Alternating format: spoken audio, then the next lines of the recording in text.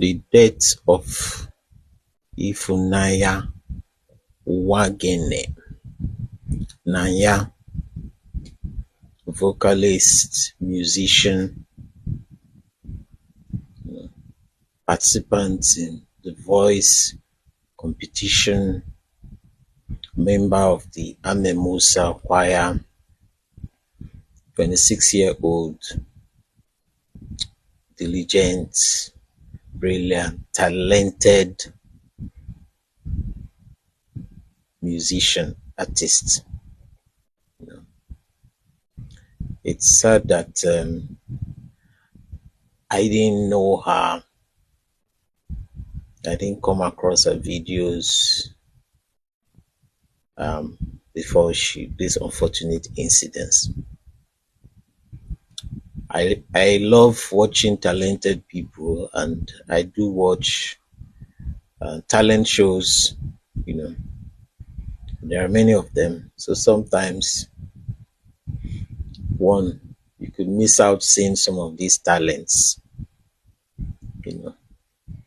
Naya was talented, and the first post I saw on X talking about her demise, the person posted a video of her singing, and I just scrolled past it because it was so touching, so disturbing, that amazing voice to now be discussed in past tense at a very young age of 26.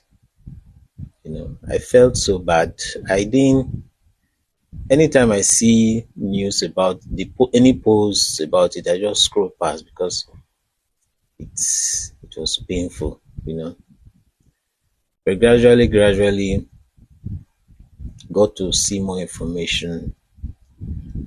Saw the posts that Abroko doctor did talking about anti-venom, and I saw more people posting about it. So it was inevitable that I had to pause and look at the story.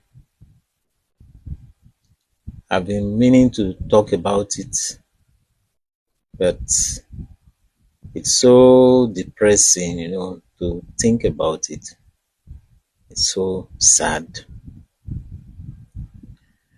And such an amazing voice. Condolences to her family, to her friends, and loved ones, to her colleagues, to those who had the privilege of knowing her. I was shying away from listening to her songs because it's so painful to listen to such a beautiful voice.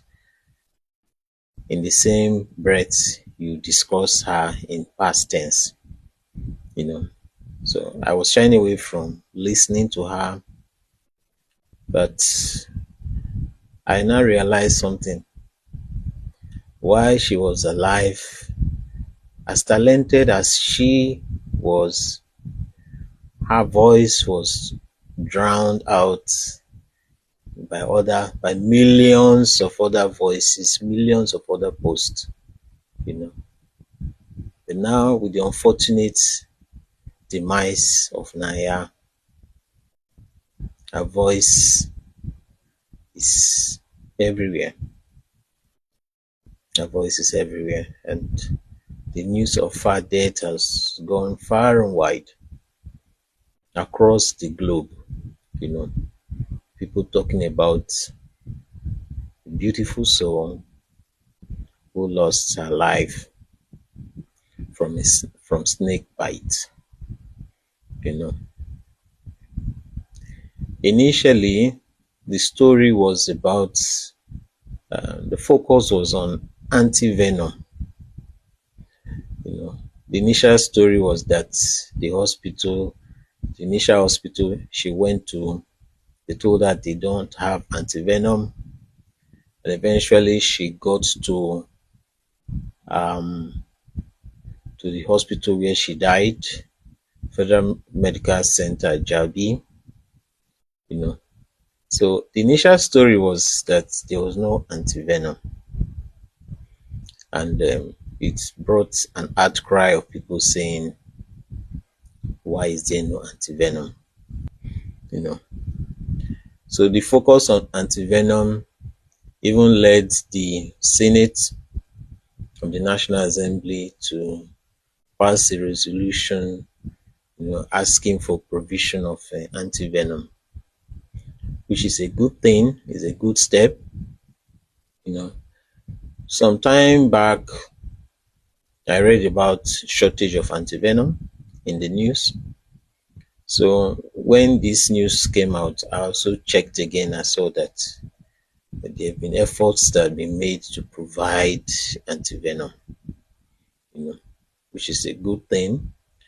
And with these incidents, these unfortunate incidents, there will still be emphasis on providing antivenom, which is a good thing. But if the only lesson from this is that antivenom should be provided, then we're going to miss it. Yes, you provide antivenom. The people are being bitten by snakes in different parts of the country.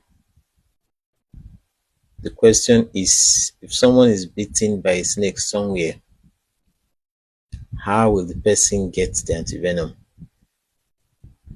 Will the antivenom travel to where the person is and inject the person? Or will the person be able to travel from where he or she is to get to where they get the antivenom? Because it's not going to just be about the availability of the antivenom. It's also going to be about access, how to get access to the venue where the antivenom is. And that is very important.